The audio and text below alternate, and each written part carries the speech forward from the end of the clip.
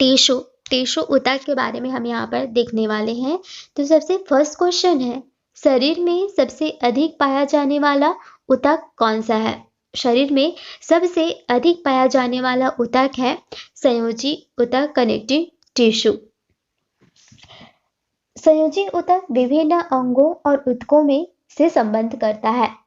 Epithelial tissue ऊतक अंगों की बाहरी परत तथा आंतरिक अंगों की भीतरी स्तर का निर्माण करती है। मस्कुलर टिश्यू पेशी ऊतक प्रचलन तथा विभिन्न प्रकार की गतियों के लिए पेशी ऊतकों की आवश्यकता होती है। तीसरा है तंत्रिका तंत्र, नर्वस टिश्यू शरीर के समस्त अंगों व कार्यों में सामंजस्य स्थापित करना तंत्रिका ऊतक की विशेषता है। दूसरा है मांस में संवहन ऊतक, कंडक्टिंग टिश्यू बने हुए होते हैं। तो जो मांस होते हैं उनमें जो कंडक्टिंग टिश्यू है वो किसके बने हुए होते हैं? मृद ऊतक के बने हुए होते हैं। ऑप्शन नंबर ए यहाँ पर राइट हो जाएगा। इसको कि पैरेन्काइमा भी कहा जाता है। नेक्स्ट है फ्लोएम। फ्लोएम द्वारा खाद्य पदार्थ मुख्यतः स्थानांतरित होता है। तो सबसे पहले तो फ्लोएम क्या करता है? खाद्य पदार्थों का संवहन करता है पादपों में। तो यहाँ पर जो खाद्य पदार्थ स्थानांतरित होते हैं वह किस रूप में होता है? तो वो होता है सुक्रोज के रूप में। ऑप्शन नंबर सी यहाँ पर राइट हो जाएगा। नेक्स्ट क्वेश्चन है, अधिकांश स्वपोषी पादप ऊर्जा को किस रूप में संचय करते हैं? तो अधिकांश जो स्वपोषी होते हैं वो पादप ऊर्जा को स्टार्च के रूप में संचय करते हैं। प्रोटीन ऊतक तथा कोशिका की वृद्धि एवं विकास में सहायक होते हैं। प्रोटीन के बारे में अगर हम देखें तो प्रोटीन क्या करता है? ये ऊतक तथा कोशिका की वृद्धि और विकास में सहायक होते हैं। नेक्स्ट क्वेश्चन है, पौधों में जल का संवहन किसके मार्ग में होता है? पौधों में जल का संवहन जो ट्रांसपोर्ट होता है वो किसके द्वारा होता है? जाइलम के द्वारा। नेक्स्ट है, पौधों का वह भाग जो पानी एवं विलेयों को जड़ों से पौधों के अनेक भागों में ले जाता है वह क्या है? जाइलम। पौधों का वह भाग जो पानी एवं विलेय को जड़ से पौधों के अनेक भागों में पहुंचाता है वो क्या कहलाता है? जाइलम कहलाता है। और फ्लोएम क्या करता है? खाद्य पदार्थों को पहुंचाता है। नेक्स्ट है, पौधों में जल की ऊपर की ओर गति क्या कहलाती है? पौधों में जो जल होती है वो जड़ से पौधों के विभिन्न भागों में जाइलम के द्वारा पहुंचती है और उसकी इस गति को क्या कहा जाता है? इसे कहा जाता है रसारोहण। ऑप्शन नंबर डी यहाँ पर राइट हो जाएगा। पौधों की जल की ऊपर की ओर गति रसारोहण कहलाती है। एसेंट ऑफ सेप कहलाती है। पत्तियों में स्टोमेटा रंध्र पाया जाता है जिसके द्वारा वाष्पोत्सर्जन की क्रिया होती है। वाष्पोत्सर्जन की दर को पोटोमीटर से मापा जाता है। अगर आपसे पूछे कि जो वाष्पोत्सर्जन होती है उसकी दर को किससे नापते हैं तो उसको मापा जाता है पोटोमीटर से। नेक्स्ट क्वेश्चन है, पौधों की लंबाई में वृद्धि के लिए कौन सी चीजें इनमें से आवश्यक नहीं होती है? आंसर है सोडियम। पौधों की लंबाई में वृद्धि के लिए सोडियम जो होती है वो आवश्यक नहीं है। कैल्शियम, नाइट्रोजन और फास्फोरस ये तीनों चीजें जो होती है वो आवश्यक होती है। नेक्स्ट क्वेश्चन है, अशुद्धि से पूर्ण रूप से मुक्त परम शुद्ध जल को कहा जाता है? अशुद्ध जल। नेक्स्ट क्वेश्चन है, पौधों की चालनी नलिका कोशिकाओं और स्तनधारियों की लाल रक्त कोशिकाओं की संरचना में एक विशेष समानता होती है, तो वह कौन सी है? केंद्रक की अनुपस्थिति। पौधों की चालनी नलिका कोशिकाओं और स्तनधारियों की लाल रक्त कोशिकाओं की संरचना में एक विशेष समानता जो होती है वो केंद्रक की अनुपस्थिति में दिखाई देती है। नेक्स्ट है, निम्नलिखित में से किस एक भारतीय वैज्ञानिक ने पादपों में जल के लंबी दूरी के अभिगमन का सिद्धांत प्रस्तावित किया है? आंसर हो जाएगा जे.सी. बोस। जे.सी. बोस जो है एक भारतीय वैज्ञानिक है। इन्होंने पादपों में जल के लंबी दूरी के अभिगमन का सिद्धांत जो दिया था, इनके द्वारा दिया गया था। बिरबल साहनी की बात करें तो बिरबल साहनी अंतर्राष्ट्रीय ख्याति के पुरा वनस्पतिक वैज्ञानिक थे। पी माहेश्वरी की बात करें तो पी माहेश्वरी ने आवृतबीजी का परख नली निषेचन तकनीक दिया था। नेक्स्ट है संवहनी वैस्कुलर, पौधों में पानी ऊपर किससे जाता है? संवहनी वैस्कुलर पौधों में पानी जो ऊपर जाता है वो जाइलम टिश्यू के द्वारा हो जाता है। और अगर फूड की बात करें, खाद्य पदार्थों की बात करें तो वो फ्लोएम टिश्यू के द्वारा जाता है। नेक्स्ट है ऑक्सैनोमीटर का प्रयोग किसके द्वारा किया जाता है?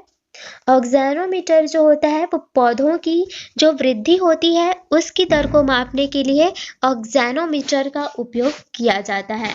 तो ऑप्शन नंबर बी यहाँ पर राइट हो जाएगा। ऑक्सैनोमीटर का उपयोग पौधों की वृद्धि की जो दर होती है उसको मापने के लिए करते हैं। और मैंने आपको बताया था कि जो रसारोहण होती है जिसमें जो जल होता है वो पौधे की जड़ से ऊपरी भाग की ओर गति करती है, उसको रसारोहण कहते हैं। और जो वाष्पोत्सर्जन होती है, जो पत्तियों की रंध्र स्टोमेटा में पाई जाती है, तो जो वाष्पोत्सर्जन होती है उसकी दर को पोटोमीटर से मापते हैं। तो यहाँ पर ऑक्सैनोमीटर आंसर हो जाएगा पौधों की वृद्धि की दर मापने के लिए। आगे बढ़ते हैं। किस ऊतक के नख, खुर और सींग बने हुए होते हैं? तो जो हमारी नाखून होती हैं और जो एनिमल्स होते हैं उनके खुर, सींग जो होते हैं वो किसके बने हुए होते हैं? तो वो बने होते हैं कैरोटीन प्रोटीन से। ऑप्शन नंबर यहाँ पर बी राइट हो जाएगा। जो बाल होते हैं वो भी कैरोटीन ऊतक के ही कारण होता है। नेक्स्ट क्वेश्चन है, हमारे शरीर में कुल कितनी मांसपेशियां होती है? तो हमारे शरीर में कुल मांसपेशियों की संख्या कितनी होती है? 639। नेक्स्ट क्वेश्चन है, चालनी पट्टिका एक भाग है, तो जो चालनी पट्टिका होती है वो किसका भाग होता है? फ्लोएम का। नेक्स्ट है, जल संवर्धन विधियों में पादप उगाने की प्रणाली को कहते हैं। तो जल संवर्धन विधियों में पादप उगाने की जो प्रणाली होती है उसे कहा जाता है जल संवर्धन। ऑप्शन नंबर सी यहाँ पर राइट हो जाएगा। नेक्स्ट है, द्विबीज तने में जाइलम और फ्लोएम के बीच उपस्थित रहता है। तो द्विबीज जो तना होता है उनमें जो जाइलम और फ्लोएम होता है उनके बीच में एक कैम्बियन की परत रहती है, कैम्बियन उपस्थित रहती है। नेक्स्ट है, पर्णांगो फन में जो जाइलम होता है वो कैसा होता है? वो होता है बाह्य आदि दारुक। नेक्स्ट क्वेश्चन है यहाँ पर, फ्लोएम का दूसरा नाम क्या है? तो जो फ्लोएम है उसका दूसरा नाम बास्ट है। फ्लोएम को बास्ट भी कहा जाता है। नेक्स्ट क्वेश्चन है, ऊतकजन जिसके बाह्य त्वचा बनती है वह क्या है? जो ऊतकजन होते हैं जिसकी बाह्य त्वचा बनती है वो क्या कहलाता है? ऑप्शन नंबर ए त्वचाजन कहलाता है।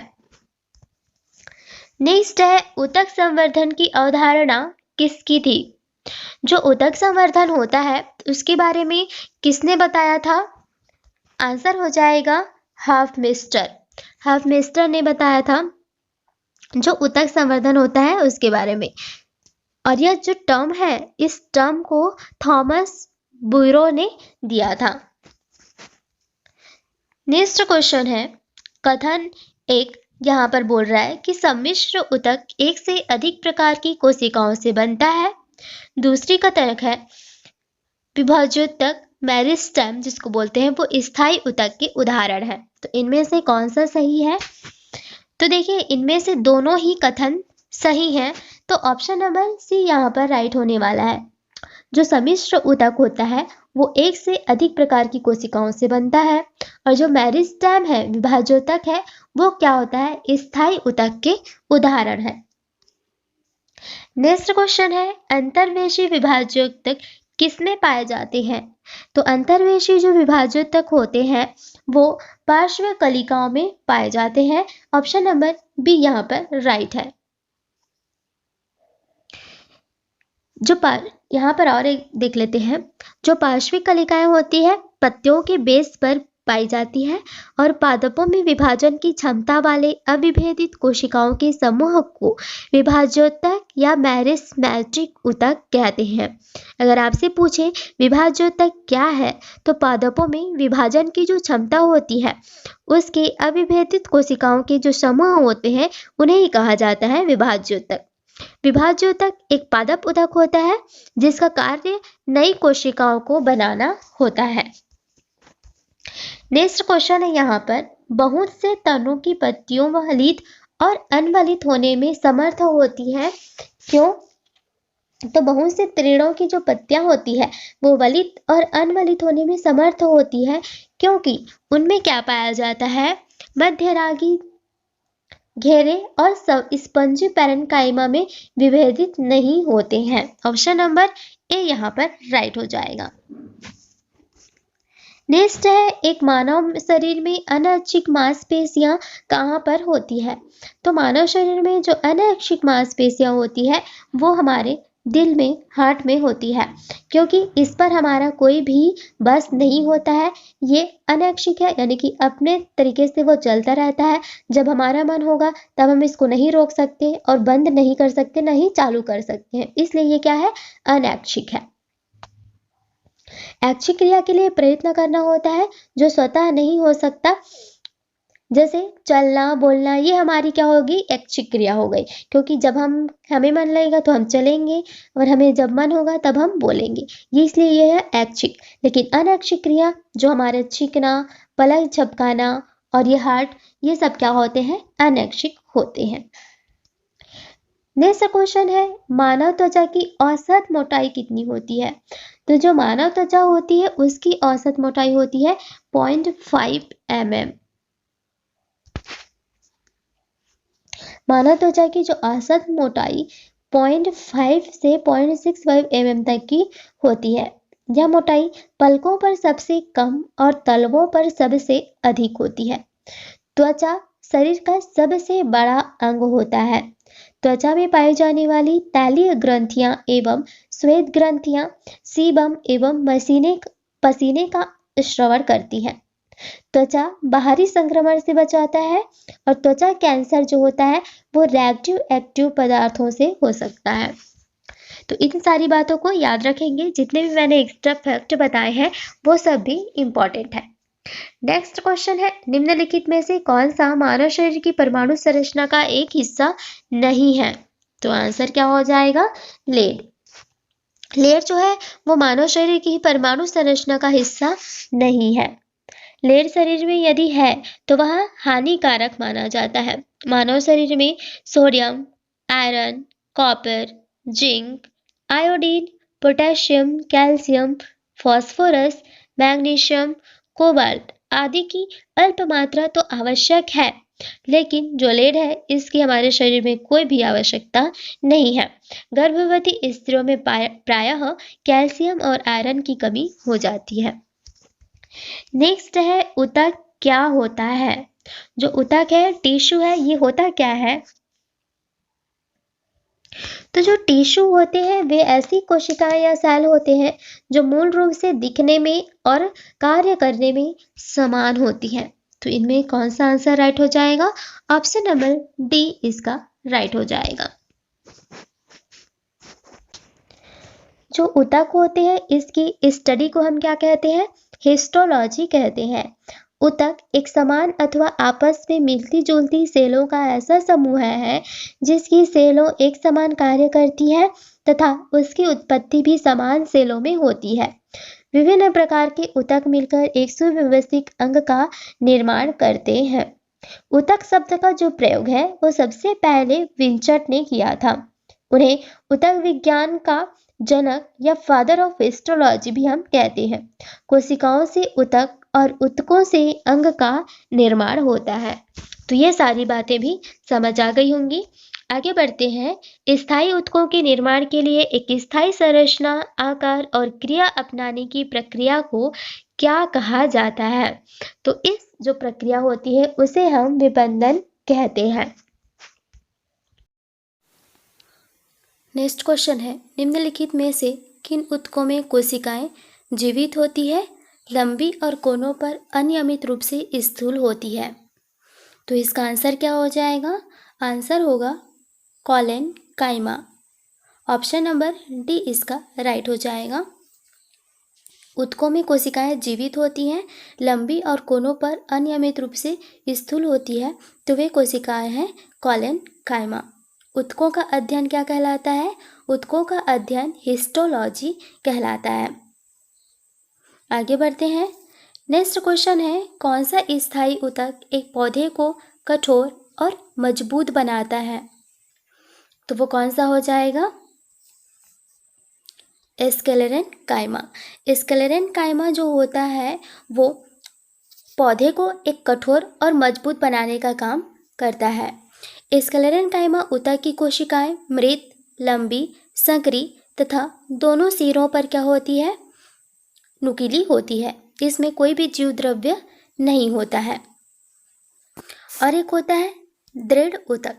दृढ़ ऊतक क्या करता है? पौधों के तना, पत्तियों के सिरा, फलों और बीजों के बीज आवरण तथा नारियल के बाहरी रेशेदार छिलके में पाए जाते हैं। कॉलन काइमा होता है। कॉलन काइमा में ऊतक की कोशिकाएं केंद्रक युक्त लंबी और अंडाकार या बहुभुजी जीवित राजधानी युक्त होती हैं। इतनी बातें याद रखेंगे। आगे बढ़ते हैं। निम्न में से कौन से पौधे की ऊतक कोशिका विभाजन में सक्षम है? तो इनमें से ऐसा कौन सा ऊतक है जो कोशिका विभाजन में सक्षम है? तो वो हो जाएगा विभाज्य ऊतक। ये क्या करता है? पौधों की जो कोशिका विभाजन का काम करता है। विभाज्य ऊतक जो होता है गोल, अंडाकार या बहुभुजाकार होती है। इनमें जो जीव द्रव्य होता है इसका सघन केंद्रक जो होता है वो बड़े होते हैं। नेक्स्ट क्वेश्चन है, मनुष्यों में एक संयोजी ऊतक के उदाहरण को पहचाने। जो संयोजी ऊतक का काम करता है वो करता है हड्डी। संयोजी ऊतक विभिन्न अंगों एवं ऊतकों को संबद्ध करता है तथा उन्हें सहारा भी देता है। संयोजी ऊतक आंतरिक अंगों के रिक्त स्थानों में भरी होती रहती है। संयोजी ऊतक 3 प्रकार के होते हैं: वास्तविक संयोजी ऊतक, कंकाल ऊतक, तरल ऊतक या संवहन ऊतक। आगे बढ़ते हैं। निम्नलिखित में से किन स्थायी ऊतकों में कोशिकाएं मृत होती है? तो इनमें से कौन सा ऐसा स्थायी ऊतक है जिनमें कोशिकाएं मृत होती है? तो आंसर हो जाएगा स्क्लेरेन काइमा। स्क्लेरेन काइमा जो होता है इनमें जो कोशिकाएं होती है वो मृत, लंबी और सक्रिय होती है और ये क्या करता है? पौधों को कठोर और मजबूत बनाने का काम करता है। नेक्स्ट है डैश ऊतक रक्त वाहिका के व्यास को बदल देता है। तो आंसर इसका क्या हो जाएगा? इसका आंसर हो जाएगा मांसपेशी। मांसपेशी ऊतक जो होता है वो रक्त वाहिका के व्यास को बदल देता है। पेशियां जो होती है वो त्वचा के नीचे का मांस होता है और यह अंगों में गति उत्पन्न करता है एवं शरीर को सुदृढ़ बनाने का काम करता है। हमारे शरीर में जो मांसपेशियों की संख्या होती है वो लगभग 639 इसके आसपास में होती है। जो पेशियां होती है वो प्रेरक उपकरण का सक्रिय भाग होता है और रक्त जो होता है ब्लड ये तरल संयोजी ऊतक होता है। ये भी संयोजी ऊतक है लेकिन ये क्या है? तरल संयोजी ऊतक है। नेक्स्ट है, निम्नलिखित में से कौन सा एक सरल स्थायी ऊतक नहीं है? तो इनमें से कौन सा स्थायी ऊतक नहीं है? तो ये हो जाएगा जाइलम। जाइलम जो होता है वो स्थायी ऊतक नहीं होता है। ये जो जाइलम और फ्लोएम होते हैं ये दोनों जो होते हैं वो जटिल ऊतक के प्रकार होते हैं, तो ये स्थायी नहीं होता, ये जटिल ऊतक के उदाहरण होते हैं। नेक्स्ट है, पौधों में प्राथमिक वृद्धि किससे होती है? पौधों में जो प्राथमिक वृद्धि होती है वह किस प्रकार से होती है? सी और डी, इसका राइट आंसर हो जाएगा अधिक विभाज्योतक और शीर्ष विभाज्योतक। ये दोनों ही जो होती है वो पौधों में प्राथमिक वृद्धि के समय में दिखाई देती है। नेक्स्ट क्वेश्चन है the flexibility in plant is due to dash tissue. तो जो फ्लेक्सिबिलिटी दिखाई देती है प्लांट में वो किसके कारण से दिखाई देती है? वो दिखाई देती है कॉलन काइमा के कारण। मैंने स्क्लेरन काइमा के बारे में बताया था। स्क्लेरन काइमा जो होती है वो पौधों को एक कठोर और मजबूत बनाने का काम करती है, लेकिन जो पौधों में फ्लेक्सिबिलिटी रहती है वो किसके कारण होता है? वो आता है कॉलन काइमा के कारण। नेक्स्ट क्वेश्चन है कौन सा ऊतक पौधों को कठोर और दृढ़ बनाने का काम करता है? तो ये हो जाएगा स्क्लेरन काइमा। मैंने जस्ट अभी इसके बारे में डिस्कशन किया था। स्क्लेरन काइमा जो होता है वो पौधों को मजबूत और दृढ़ बनाने का काम करता है, कठोर बनाने का काम करता है, जबकि जो कॉलन काइमा होता है वो पौधों में क्या करता है? फ्लेक्सिबिलिटी लाता है। नेक्स्ट क्वेश्चन है अधिक अंतरकोशिकीय प्रसार के लिए डैश कोशिकाएं विरल रूप में संरक्षित रहती है। तो अधिक अंतरकोशीय प्रसार जो होता है उसके लिए क्या होता है? पैरेन्काइमा। पैरेन्काइमा जो होता है अत्यंत सरल प्रकार का स्थायी ऊतक होता है। ये एरन तने, जड़ एवं पत्तियों की एपिडर्मिस और कॉर्टेक्स में पाया जाता है। जलीय पौधों में तैरने के लिए गुहिकाएं रहती है जो पैरेन्काइमा के बीच में पाई जाती है। इस प्रकार पैरेन्काइमा का वायुतक या एरेन्काइमा कहते हैं। पैरेन्काइमा में पाए जाने वाले जो अंतरकोशिकीय स्थान गैसीय विनिमय में सहायक करते हैं। नेक्स्ट है निम्न में से कौन सा सरल स्थायी ऊतक नहीं है? तो देखिए यहाँ पर जाइलम और फ्लोएम के बारे में मैंने आपको बताया था कि जाइलम और फ्लोएम दोनों ही क्या होते हैं? एक जटिल ऊतक होता है, इसलिए ये सरल ऊतक नहीं होंगे। जाइलम क्या करता है? जाइलम जो जल होता है उसको जड़ों की सहायता से, जड़ों से पौधों के विभिन्न भागों में पहुंचाने का काम करता है, और फ्लोएम जो होता है वो फूड को पौधे के विभिन्न भागों में पहुंचाने का काम करता है। तो ये दोनों ही जो होते हैं वो जटिल ऊतक होते हैं। नेक्स्ट, डैश के कारण स्क्लेरन काइमा कोशिकाओं की दीवार मोटी होती है। तो किसके कारण स्क्लेरन काइमा जो कोशिका होती है उसकी दीवारें जो होती है वो मोटी होती है? आंसर हो जाएगा इसका लैग्निन। जो स्क्लेरन काइमा होती है वो पौधों को कठोर और मजबूत बनाने का काम करती है, लेकिन जो स्क्लेरन काइमा की दीवार होती है उसको मोटी बनाने का काम कौन करता है? लिग्निन करता है। नेक्स्ट है डैश एक जटिल स्थायी ऊतक है। तो इनमें से जो जटिल स्थायी ऊतक कौन सी है? ये होती है जाइलम। जाइलम और फ्लोएम दोनों ही जटिल स्थायी ऊतक है। नेक्स्ट क्वेश्चन की बात करें, कौन सा ऊतक पौधों के प्रकाश संश्लेषण हिस्सों से सामग्री के परिवहन में मदद करता है? तो इनमें से कौन सा हो जाएगा? फ्लोएम। फ्लोएम क्या करता है? जो पौधे होते हैं वो अपना खाना किसकी सहायता से बनाते हैं? पौधों जो होते हैं वो प्रकाश संश्लेषण की क्रिया के द्वारा अपना भोजन बनाते हैं, और उनके द्वारा जो भोजन बनाया जाता है उसको पौधों के विभिन्न भागों में पहुंचाने का काम जो होता है वो किसके द्वारा किया जाता है? फ्लोएम के द्वारा किया जाता है, और ये क्या है? जटिल स्थायी ऊतक होता है। नेक्स्ट क्वेश्चन है स्क्लेरन काइमा में कोशिका भित्ति डैश के कारण मोटी होती है। तो जो स्क्लेरन काइमा होती है उनमें जो कोशिका भित्ति मोटी होती है वह लिग्निन के कारण होती है। नेक्स्ट है निम्न में से कौन सा ऊतक कोशिका विभाजन में सक्षम है? तो कोशिका विभाजन कौन करता है? विभाज्योतक जो होते हैं ये क्या करते हैं? कोशिका विभाजन करते हैं। तो ऑप्शन नंबर डी इसका राइट हो जाएगा। नेक्स्ट क्वेश्चन की बात करें, मरुस्थलीय पौधों में एपिडर्मिस पर एक मोटी कोमल बाहरी परत होती है जिसे क्या कहा जाता है? जिसे कहते हैं क्यूटी। तो जो मरुस्थलीय पौधे होते हैं उनमें जो बाहरी परत होती है कोमल होती है तो उसे हम क्या कहते हैं? क्यूटिन कहते हैं। नेक्स्ट क्वेश्चन है निम्नलिखित में से कौन से ऊतक का अंतरकोशिकीय क्षेत्र बड़ा होता है? तो इनमें क्या हो जाएगा, आंसर होगा पैरेन्काइमा। इनमें जो अंतर कोशिकीय क्षेत्र जो बड़ा होता है वो किस में होता है, पैरेन्काइमा में। जैसे कि आपने गन्ने को देखा होगा तो इस तरीके से जो नॉड वहाँ पे पाए जाते हैं वही क्या होता है, अंतर कोशिकीय क्षेत्र होता है, और ये किस में पाए जाते हैं, पैरेन्काइमा में पाए जाते हैं। नेक्स्ट क्वेश्चन, जंतु कोशिकाओं में वृक्क को यांत्रिक समर्थन प्रदान करने के लिए एपिथेलियम इसकी आंतरिक परत निर्मित करता है। तो इसका आंसर क्या हो जाएगा, ऑप्शन नंबर डी इसका आंसर हो जाएगा, आयत फलक। तो जंतु कोशिकाओं में वृक्क को यांत्रिक समर्थन प्रदान करने के लिए एपिथेलियस जो होते हैं इनकी आंतरिक परत निर्मित करते हैं। जंतु ऊतक में 4 प्रकार के ऊतक पाए जाते हैं। पहला जो होता है वो एपिथेलियम ऊतक होता है, दूसरा होता है संयोजी ऊतक, और तीसरा होता है पेशी ऊतक, चौथा होता है तंत्रिका ऊतक।